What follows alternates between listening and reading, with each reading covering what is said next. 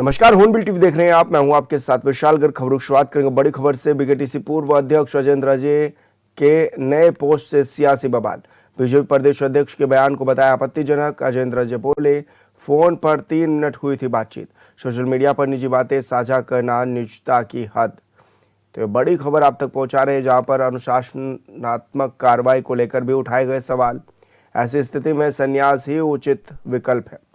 तो बड़ी खबर आप तक पहुंचा रहे हैं, जहां पर अजेंद्र अजय ने प्रदेश अध्यक्ष की पोस्ट को लेकर आपत्ति जताई और सोशल मीडिया पर निजी बातें साझा करना नीचता की हद है, यह भी कहा गया है।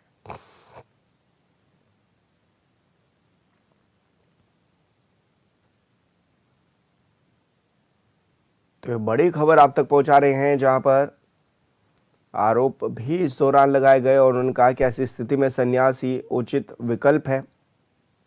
बीकेटीसी के पूर्व अध्यक्ष अजेंद्र अजय के नए पोस्ट से सियासी बवाल मचा हुआ है।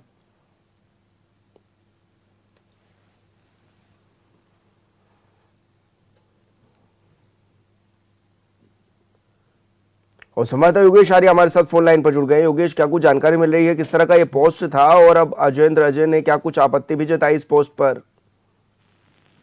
देखिए विशाल, जिस तरह से बीकेटीसी पूर्व अध्यक्ष जो अजेंद्र अजय है, उन्होंने एक पोस्ट कल डाली थी जिसको लेकर के जो बयान है वो कहीं ना कहीं सामने आया था। उन्होंने सीधे तौर पर कहा था कि वर्तमान में जिस प्रकार की राजनीतिक दृश्य देखने को मिल रहा है, उससे राजनीति से मोह भंग होता जा रहा है। उन्होंने सीधे तौर पर यह भी कहा था कि तीसरा दशक उत्तराखंड का होगा, लेकिन जिस तरह की चीजें निकलकर सामने आ रही है, इस तरह की कल्पना नहीं की गई थी और इसी चलते जो है वे राजनीतिक जीवन से संन्यास लेने के अतिरिक्त कोई अन्य विकल्प उनके सामने दिखाई नहीं पड़ रहा है।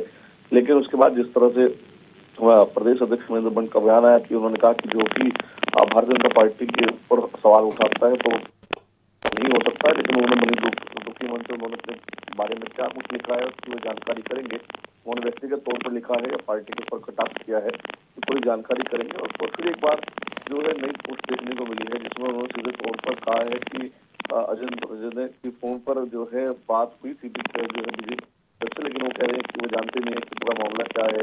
सोशल मीडिया पर निजी बातें साझा नहीं करनी चाहिए। अनुशासन कार्रवाई की बात उन्होंने कही कि अध्यक्ष उठा रहे हैं, लेकिन इस चीज से पहले ही उन्होंने संन्यास लेने का उचित विकल्प जो है साझा किया है कि वो विकल्प लेना चाहते हैं। जी बिल्कुल योगेश, बहुत शुक्रिया आपका तमाम जानकारी साझा करने के लिए। मुख्यमंत्री पुष्कर सिंह धामी ने अपने चंपावत जिले के भ्रमण के दौरान टनकपुर उप जिला अस्पताल को स्वास्थ्य सेवाओं की अहम सौगात दी है। उन्होंने अस्पताल में हेल्थ एटीएम की सुविधा शुरू करने के साथ ही आधुनिक मशीनों का लोकार्पण भी किया है। सीएम ने आधुनिक कार्डियक एम्बुलेंस को भी हरी झंडी दिखाकर रवाना किया है।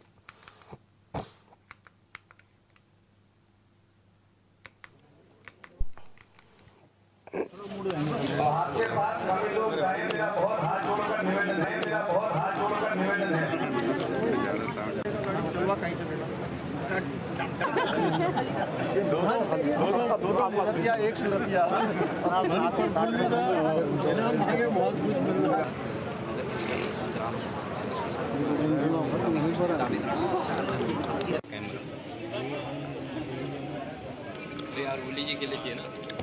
यहाँ पर टनकपुर में जो भी आवश्यकता है यहाँ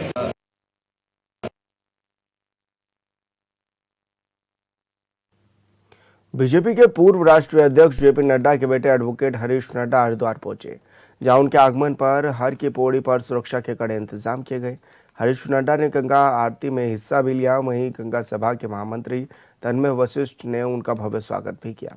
इस मौके पर तन्मय वशिष्ठ ने एडवोकेट हरीश नड्डा को पारंपरिक पटका पहनाया और गंगा सभा का विशेष प्रसाद भेंट कर उनका सम्मान भी किया है। तो गंगा सभा का विशेष प्रसाद इस दौरान सम्मान में भेंट किया गया। हर की पौड़ी पर सुरक्षा के कड़े इंतजाम भी इस दौरान देखने को मिले हैं। तो वहीं हरिद्वार में हरीश नड्डा का भव्य स्वागत इस दौरान किया गया है। तो आपको बता दें कि जेपी नड्डा के बेटे हैं हरीश नड्डा और इस दौरान वो हरिद्वार पहुंचे हुए थे और उनके आगमन पर हर की पौड़ी पर सुरक्षा के कड़े इंतजाम भी देखने को मिले हैं।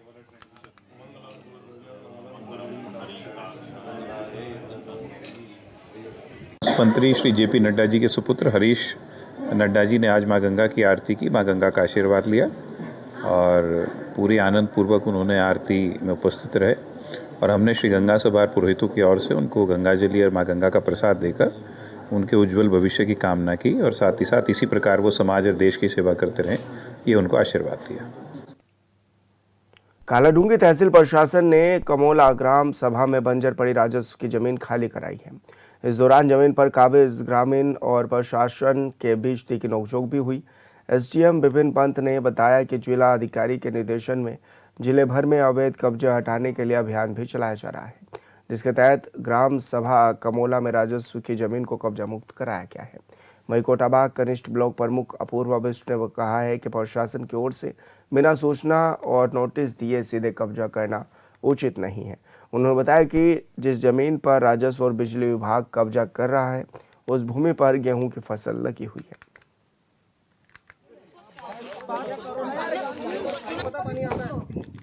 भगवान दा यहाँ पे पत्रकार बैठे इनसे पूछो ना कितना पानी यहाँ बह रहा है। पानी आता है ना, पानी आता सब।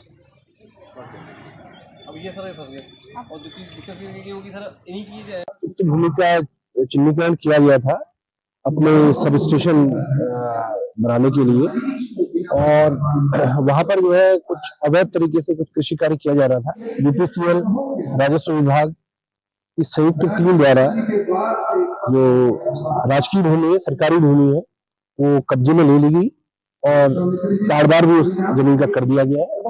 कानून को और तहसीलदार को निर्देशित कर दिया गया है कि जो भी फसल है उसका विधि सम्मत तरीके से उसका निस्तारण किया जाए। निरंतर यहाँ पर विकास के कारण यहाँ पर विद्युत आपूर्ति की बहुत डिमांड रही है और भविष्य के जो प्लान है यहाँ पे उसके तहत एक बिजली घर की नितांत आवश्यकता थी। तो कई समय से हम जो है यहाँ जमीन देख रहे थे, तो अभी राजस्व विभाग द्वारा जो है हमें यहाँ पे ये जमीन अलॉट की गई है। अब इसको हम आज 4 दीवारी कर रहे हैं और 30,000 से हम लगा रहे हैं अभी इस टाइम पे। और अभी नेक्स्ट जैसे ही हमारा इसमें प्रपोजल बनता है, इसमें बिजली घर का प्रस्ताव अपने बनाना है। इसमें 30-40 साल से यहाँ पे परिवार रह रहा है। इन लोगों ने अभी अपनी गेहूं की फसल भी यहाँ पे लगाई हुई है। मैं एज अ जनप्रतिनिधि आज यहाँ पर आई, मैंने रिक्वेस्ट करी, बस समय मांगा था, लेकिन समय जो नहीं मिल पाया है। और अब ठीक है, जमीन 30-40 साल से परिवार रह रहा है तो उनको भी समय मांगा था, 1 हफ्ते का समय देना चाहिए था। बस मेरा यही कहना है कि समय देना चाहिए। जसपुर कोतवाली क्षेत्र में एक महिला की संदिग्ध परिस्थितियों में मौत हो गई। मृतका के परिजनों ने हत्या की आशंका इस दौरान जताई है। उनका आरोप है कि शादी के कुछ समय बाद से ही उनकी बेटी को दहेज के लिए परेशान किया जा रहा था। वहीं घटना की सूचना पर पहुंची पुलिस ने घटनास्थल का जायजा लिया और मृतका के शव को कब्जे में लेकर जांच पड़ताल भी शुरू कर दी है।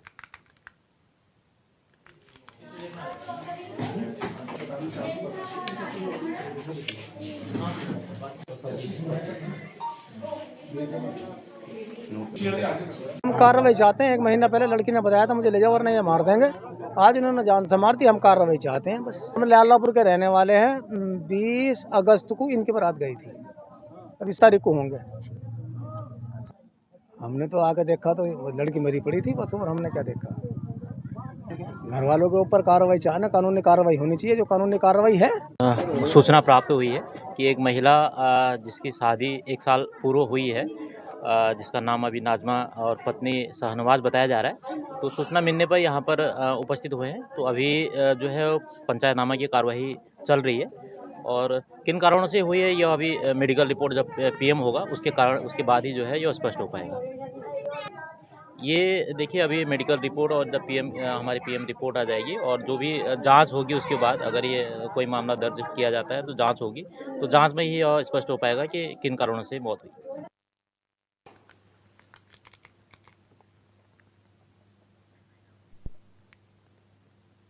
सरोवर नगरी नैनीताल और उसके आसपास देर रात से मौसम का मिजाज बिगड़ा हुआ है। इसके चलते आज सुबह जमकर ओलावृष्टि भी हुई, जिससे ठंड में काफ़ी इजाफा भी हो गया है। ऐसे में मौसम विभाग की भविष्यवाणी सटीक साबित नजर आई है। वहीं ऊंचे पहाड़ों में बर्फबारी भी नजर आ रही है।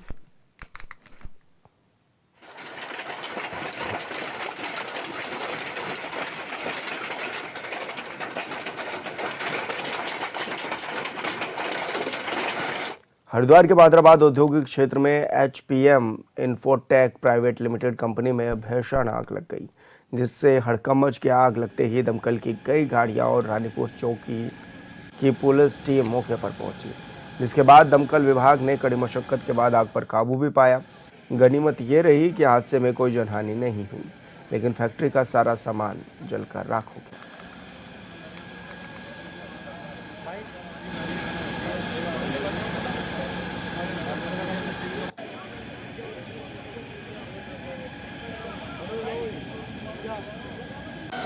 ये हर्ष प्लास्टिक के नाम से वो है फैक्ट्री है, और इसके जो एक तरह का कबाड़ जो निकलता है इसमें से, ये उसका बाहर गोदाम था छोटा सा।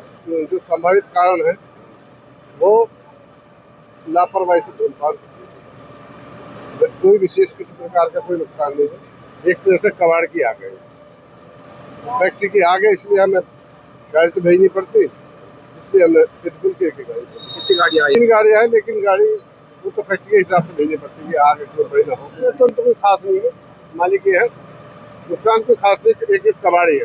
कहीं ना कहीं मालिक द्वारा बताया गया कि अनुचित को दिखा दूंगा, अनुचित मेरी मालिक से बात हुई। खबरों में आगे बढ़ेंगे। देवभूमि उत्तराखंड की सियासत में इन दिनों मोहभंग शब्द को लेकर नई बहस छिड़ी हुई है। श्री बद्रीनाथ केदारनाथ मंदिर समिति के पूर्व अध्यक्ष वजेंद्र अजय की एक सोशल मीडिया पोस्ट ने राजनीतिक गलियारों में हलचल मचा दी है।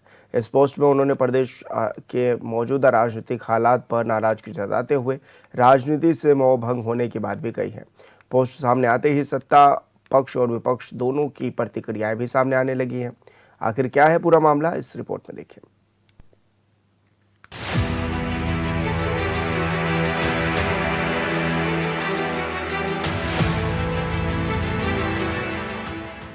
उत्तराखंड में जैसे जैसे चुनावी साल करीब आ रहा है, वैसे वैसे प्रदेश की राजनीति भी गर्म होती जा रही है।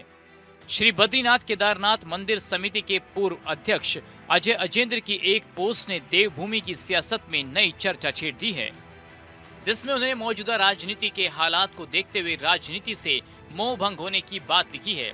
अपनी पोस्ट में उन्होंने लिखा है कि उत्तराखंड में जिस प्रकार का राजनीतिक परिदृश्य वर्तमान में दिखाई दे रहा है, उससे राजनीति के प्रति मोहभंग सा होता जा रहा है।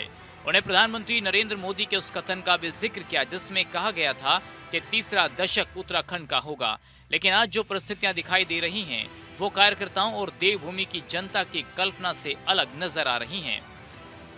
अजेंद्र अजय ने अपनी पोस्ट में ये भी लिखा कि छात्र जीवन से राष्ट्रवाद और सनातन के प्रति अगाध आस्था, विश्वास और समर्पण के कारण उन्होंने कई आरोप भी झेले, लेकिन उनसे वो कभी व्यथित नहीं हुए। हालांकि उन्होंने कहा कि व्यथित होने की परिस्थितियां तब उत्पन्न होती हैं जब हम विपरीत कार्यों के साथ दिखाई पड़ते हैं और उनके प्रति हमारा मौन समर्थन भी दिखता है। ऐसे हालात में राजनीतिक जीवन से संन्यास लेने के अतिरिक्त कोई अन्य विकल्प दिखाई नहीं देता। सोशल मीडिया पर ये पोस्ट सामने आने के बाद राजनीतिक प्रतिक्रियाएं भी तेज हो गई हैं। भाजपा प्रदेश अध्यक्ष महेंद्र भट्ट ने इस पूरे मामले पर प्रतिक्रिया देते हुए कहा कि सोशल मीडिया पर लोग कई तरीके की बातें लिखते हैं, लेकिन सभी को पार्टी अनुशासन के दायरे में रहकर अपनी बात रखनी चाहिए। मीडिया में व्यक्ति कुछ भी लिखता रहे, लेकिन सबको अनुशासन के दायरे में रहना चाहिए। और मैं चाहूंगा कि अगर इस प्रकार की अनुशासनहीनता किसी के द्वारा भी होती है तो पार्टी कड़ी कार्रवाई करेगी। महेंद्र भट्ट ने यह भी कहा कि उन्होंने अभी वह पोस्ट पूरी तरीके से नहीं देखी। अगर कोई व्यक्ति अपने बारे में लिख रहा है कि वह दुखी या परेशान है, तो यह उसका व्यक्तिगत विषय हो सकता है, लेकिन अगर पार्टी के खिलाफ किसी प्रकार की बात लिखी जाती है तो पार्टी उसका संज्ञान लेकर कार्रवाई करेगी। उन्होंने साफ कहा कि पार्टी के विचारधारा पर कटाक्ष करने वाला व्यक्ति भारतीय जनता पार्टी का कार्यकर्ता हो ही नहीं सकता। मैं अभी देख रहा हूँ, पोस्ट को देख रहा हूँ, मैंने देखी नहीं अभी, मैं पोस्ट को देखूंगा क्योंकि मैं कल ही आया हूँ। और इस प्रकार का पोस्ट अपने बारे में मैं दुखी हूँ, मैं परेशान हूँ, ऐसा कोई लिख रहा है तो वो उसका हम क्या समाधान, अपना व्यक्तिगत मानता है व्यक्ति का, सोशल मीडिया किसी रूप में रखता है, लेकिन पार्टी के खिलाफ किसी प्रकार का कोई विषय आता है तो पार्टी उसको संज्ञान लेती है। विचारधारा पर कटाक्ष करने वाला बीजेपी कार्यकर्ता हो ही नहीं सकता है। इधर कांग्रेस के प्रदेश अध्यक्ष गणेश गोदियाल ने वीडियो जारी करते हुए कहा कि उन्होंने अजेंद्र अजय का वक्तव्य सोशल मीडिया पर देखा है। सामान्य तौर पर उस पर प्रतिक्रिया देने का कोई खास मतलब नहीं है, लेकिन उसमें कुछ ऐसी बातें हैं जिन पर समाज के अलग अलग वर्गों से प्रतिक्रिया आनी चाहिए। गणेश गोदियाल ने कहा कि अजेंद्र अजय ने अपने बयान में राष्ट्रवाद और सनातन जैसे शब्दों का जिक्र किया है, लेकिन समाज में कई लोग राष्ट्रवाद सनातन राजनीति को आपस में जोड़ देते हैं। उन्होंने कहा कि शायद उन्होंने ये मान लिया होगा कि किसी राजनीतिक दल के साथ रहने से ही सनातन मजबूत होगा और इसी कारण आज उन्हें मायूसी महसूस हो रही है। उन्होंने कहा कि सच्चाई ये है कि राजनीति और धर्म दोनों अलग अलग विषय हैं। राजनीति को तर्कों और कार्यों के आधार पर देखा जाना चाहिए, जबकि धर्म आस्था का विषय है। अगर कोई व्यक्ति इन दोनों को मिलाकर देखेगा तो एक दिन उसे निराशा ही हाथ लगेगी। उन्होंने आज अपने एक वक्तव्य में ये लिखा कि नरेंद्र मोदी जी तीसरा दशक ऐसा होगा, नरेंद्र मोदी जी ने कहा था। और वो नरेंद्र मोदी जी को संबोधित करते हुए कह रहे हैं अजेंद्र अजय जी कि नरेंद्र मोदी जी, तीसरा दशक ऐसा होगा हम जैसे कार्यकर्ताओं और देवभूमि की जनता ने कभी कल्पना भी नहीं की। अगले पैराग्राफ में वो लिखते हैं कि छात्र जीवन से राष्ट्रवाद और सनातन के प्रति अगाध आस्था, विश्वास और समर्पण के कारण कई आरोप पीछे रहे। ये बहुत महत्वपूर्ण उस स्टेटमेंट का पार्ट है जिसको मैं सार्वजनिक रूप में पब्लिक प्लेटफॉर्म पर लाना चाहता हूँ। राष्ट्रवाद और सनातन, ये दो शब्द जो उन्होंने लिखे, तो अजेंद्र अजय जी, बस दिक्कत यहीं पर है कि आपके जैसे कई लोग हैं समाज में जो राष्ट्रवाद और सनातन और राजनीति को आपस में जोड़ लेते हैं। शायद आपने सनातन को इस रूप में लिया कि भाजपा में जाकर या भाजपा के प्रति आस्था रखकर सनातन मजबूत होगा, इसलिए आज आप मायूस हैं। और आप मायूस इसलिए भी हैं कि आपने ये सोचा कि मतलब हमारे सनातन को भाजपा पुष्ट करती है। सच्चाई ऐसी नहीं है। सच्चाई ये है कि राजनीतिक लोग अपने स्वार्थों के अनुसार व्याख्या बनाते हैं, परिभाषा बनाते हैं। इसलिए मैं हमेशा कहता हूँ कि राजनीति को और धर्म को, ये दोनों अलग अलग विषय हैं। ये हम लोग जो राजनीति में हैं, ये कोई आवश्यक नहीं कि सबसे अच्छे धार्मिक हम ही हैं। ऐसे बहुत से लोग होंगे जिनका राजनीति से कोई लेना देना नहीं, लेकिन वो हमसे ज़्यादा बेहतर धार्मिक होंगे। इसलिए आज जिस प्रकार की मायूसी अजेंद्र अजय जी में दिख रही है, इस प्रकार की मायूसी भारतीय जनता पार्टी के कई ऐसे लोगों में दिखेगी जो छात्र जीवन से इसी प्रकार के भाव रखकर भारतीय जनता पार्टी में शामिल हुए। कुल मिलाकर एक सोशल मीडिया पोस्ट ने उत्तराखंड की राजनीति में नई बहस को जन्म दे दिया है। मोहभंग के इस बयान ने जहां सत्ता पक्ष को सफाई देने पर मजबूर किया, वहीं विपक्ष को भी सरकार पर सवाल उठाने का मौका मिल गया है। अब देखना होगा कि ये सियासी तकरार आने वाले दिनों में किस दिशा में जाती है। Bureau report, hornbill TV.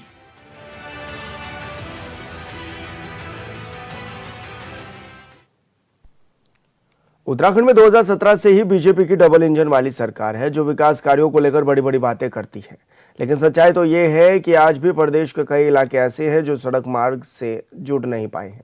हैरानी की बात तो ये है कि वर्षों से गुहार लगाने के बाद भी जब नेताओं ने ग्रामीणों की समस्याओं पर ध्यान नहीं दिया तो गांव के लोगों ने चंदा जमा कर खुद ही 1 किलोमीटर सड़क का निर्माण करा लिया और अब सिस्टम की व्यवस्थाओं पर सवाल उठ रहे हैं।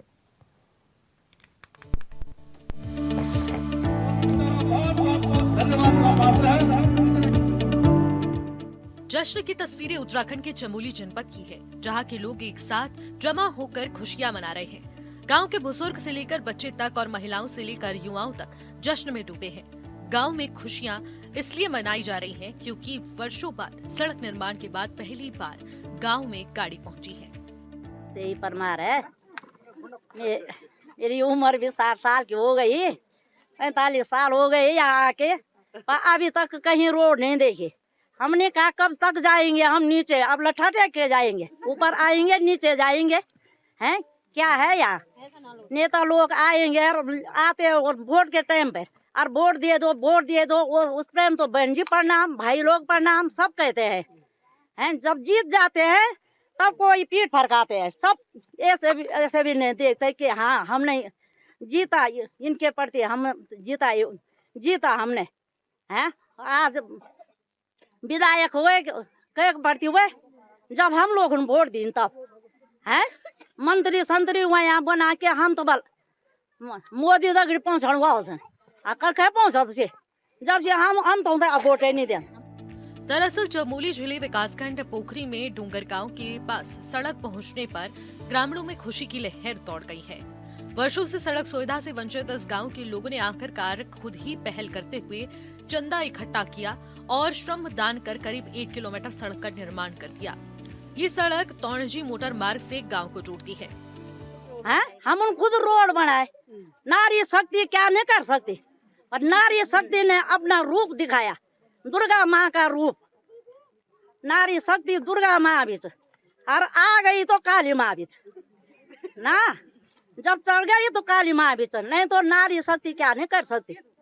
और सबने सहयोग किया, बिहार वालों ने भी सबने दिया, पैसा दिया। आज सड़क और आज सड़क हो गई तो किसने कितनी खुशी हो गई, सबको खुशी है ना, सब बधाई दे रहे डूंगर वालों को। ऐसे नहीं कहेंगे कि इसको दिए इसको नहीं, तो गाँव का डाउन था आया। सड़क बनने के बाद बृहस्पतिवार को पहली बार गांव में वाहन पहुंचा। वाहन के गांव पहुंचते ही ग्रामीणों ने खुशी जाहिर की और उसे इस उत्सव की तरह मनाया। महिलाओं, बुजुर्गों और बच्चों ने वाहन का स्वागत किया और एक दूसरे को बधाइयां दी। ग्रामीणों का कहना है कि लंबे समय से सड़क की मांग की जा रही है, लेकिन जब कोई समाधान नहीं निकला। चुनाव के टाइम पे आते हैं, चले जाते हैं, उसके बाद कोई सुध नहीं लेता है। चाहे कोई भी नेता हो, चाहे भंडारी जी हो या महेंद्र भट्ट जी है, हमारे अध्यक्ष बने हैं अभी बीजेपी के, तो उन्होंने भी कोई सुध नहीं ली है हमारी इस सड़क की, और ना ही भंडारी जी ने यहाँ पे कोई सुध ली है। तो बस यही कहना चाहेंगे कि उनसे आगे जो वोट मांगने के टाइम पे आएंगे तो किस हक से आएंगे यहाँ पे। लंबे समय तक गांव के लोग नेताओं और अधिकारियों के सड़क के लिए मदद की गुहार लगाते रहे, लेकिन किसी ने कुछ नहीं सुनी और फिर तो गांव के लोगों ने खुद ही सड़क बनाने की जिम्मेदारी उठाई। सभी ने मिलकर चंदा इकट्ठा किया और श्रमदान करते हुए सड़क निर्माण का कार्य पूरा किया। ग्रामीणों का कहना है कि सड़क बनने से अब तक गांव में वाहनों की पहुंच संभव नहीं हो पाती थी, अब वो संभव हो पाई है, जिससे मरीजों को अस्पताल ले जाने, बच्चों की पढ़ाई और रोजमर्रा के कामकाज में बड़ी सुविधा मिलेगी। Bureau report, hornbill TV. भाई अगर सरकार सुन है, नेता आपके खिलाफ या आपके साथ खड़े न हो। और फिलहाल इस बुलेटिन में इतना ही। आप देखते रहिए हॉर्नबिल टीवी। नमस्कार।